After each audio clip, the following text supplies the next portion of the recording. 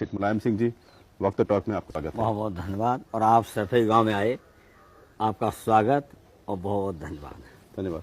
मुलायम सिंह जी, आप तो इसी गांव में पले, इसी गांव में बड़े हुए और आपने बचपन में बिल्कुल जो ग्रामीण भारत है वो देखा है।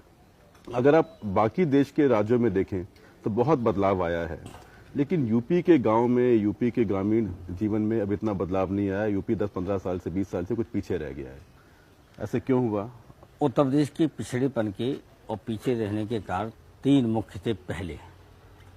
पहला था कि कोई बुरा मान जाएगा लगातार प्रधानमंत्री उत्तर प्रदेश का होना, और उसके बाद उत्तर प्रदेश की विकास के लिए विशेष योजना देना या मदद करना। उनको लगता था कि अन्य राज्य हमसे नाराज हो जाएंगे, हम पक्षपात कर रहे, ऐसा महसूस कर रहे थे, इसलिए उन्होंने काम बहुत मदद कोई नहीं की। हाँ, मदद थोड़ी शुरू की थी चौधरी चरण सिंह ने, उस वक्त 75 करोड़ रुपया दिया था सीधा डेवलपमेंट। एक चौधरी चरण सिंह का तो राज्य ही बहुत कम रहा, लेकिन फिर भी 75 करोड़ रुपया उन्होंने दिया था। उसके बाद चंद्रशेखर जी ने थोड़ा देने का प्रयास किया था, काफी पैसा, तब तक अयोध्या कांड के बाद, तब तो उनकी भी सरकार चली गई। दूसरा कारण है, हमारे जितने सांसद चुन के जाते हैं, ये वहाँ उत्तर प्रदेश की लोकसभा में, जो उत्तर प्रदेश के लोग हैं वो हिंदुस्तान की लोकसभा में उत्तर प्रदेश के लिए कभी चिंतित नहीं रहे।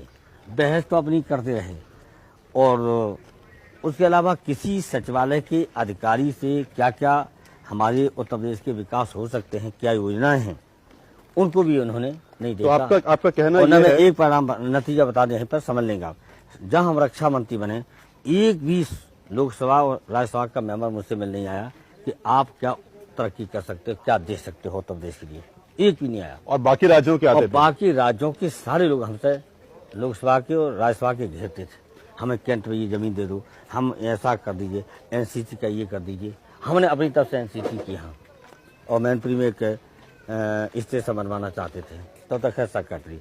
तीसरा कारण है, उत्तर प्रदेश की हावी रही नौकरशाही IAS केंद्रीय सचिवालय था।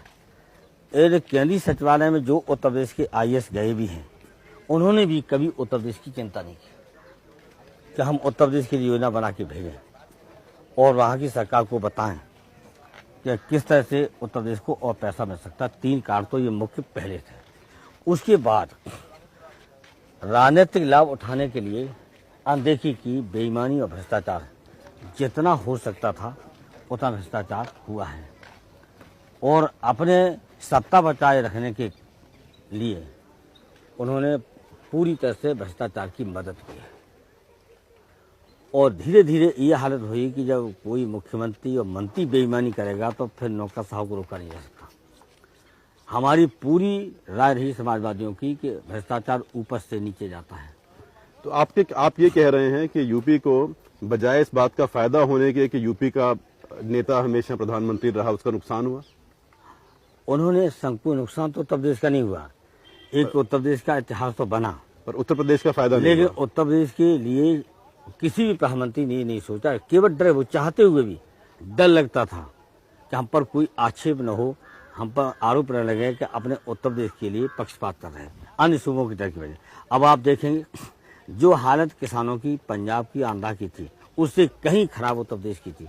हमें खुशी है कि पंजाब के किसानों को मदद की, हम पक्ष में हैं कि आंध्र प्रदेश के किसानों को मदद की, हम खुश है हरियाणा के किसानों को मदद की, लेकिन आखिर उत्तर प्रदेश के किसानों की मदद क्यों नहीं की है?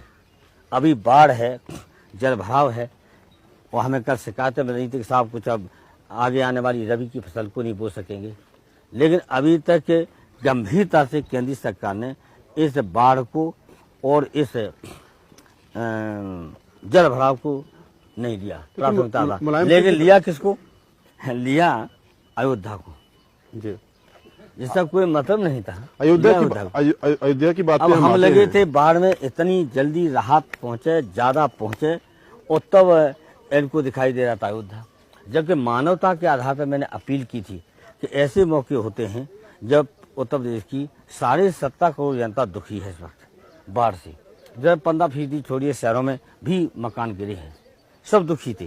तो ऐसे मौके पर ये आंदोलन खत्म कीजिए, मैंने कितनी अपील की। देखिए, अयोध्या की बात पे हम आते हैं, लेकिन एक कहना यह भी है जिसको मैं मानता हूं कि उत्तर प्रदेश का नुकसान उत्तर प्रदेश की राजनीति से हुआ है। जो राजनीति इतनी डिवाइड हो गई अब कि कुछ जाति के ऊपर, कुछ धर्म के ऊपर, तो अब किसी को उत्तर प्रदेश के जो तीन, एक तरह से आप मान लिए नेता हैं या तीन ग्रुप हैं, बीजेपी है, समाजवादी पार्टी है, बहुजन समाज पार्टी है, किसी को परफॉर्मेंस की जरूरत ही नहीं, क्योंकि बहुजन समाज पार्टी के जो वोटर हैं उसी को वोट देंगे, परफॉर्मेंस ऐसा भी हो।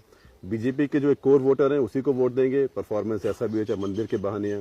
जो आपके कोर वोटर हैं वो चाहे जाति के नाम पे, चाहे क्योंकि जो मुस्लिम वोट का आपके साथ एक एलिजेंस है, तो आपको वोट मिलेगा। तो ये जब इतनी राजनीति बढ़ जाती है तो उसमें नेता के लिए काम करने की जरूरत क्या है, यहाँ और वो पर काम कर कैसे सकता है? एक राय अपनी बदलनी पड़ेगी आपको। ये समाजवादी पार्टी का वोट कहाँ कैसे उतना हर हालत में ऐसा नहीं है। हम संक्षिप्त बता दे रहे, जैसे बहुजन समाज पार्टी है, अपना समाज कह करके वो वोट ले सकते हैं, और कांग्रेस पार्टी अभी तक नेहरू जी का नाम लेकर के कांग्रेस चल रही है, लेकिन समाजवादी पार्टी के सामने कठिन समस्या है। हम केवल डॉक्टर लोहिया का नाम लेकर के, जयप्रकाश जी का नाम लेके, आचार्य जी के नाम लेकर के पार्टी को नहीं चला सकते, क्योंकि समाजवाद एक सैद्धांतिक एक विचारधारा है, और विचारधारा कार्यक्रम पर चलेंगे तब हमें वोट मिल सकता है। और उसका नतीजा ये है अब जो सरकार को जनसमर्थन उत्तर प्रदेश का है पूरी जनता का।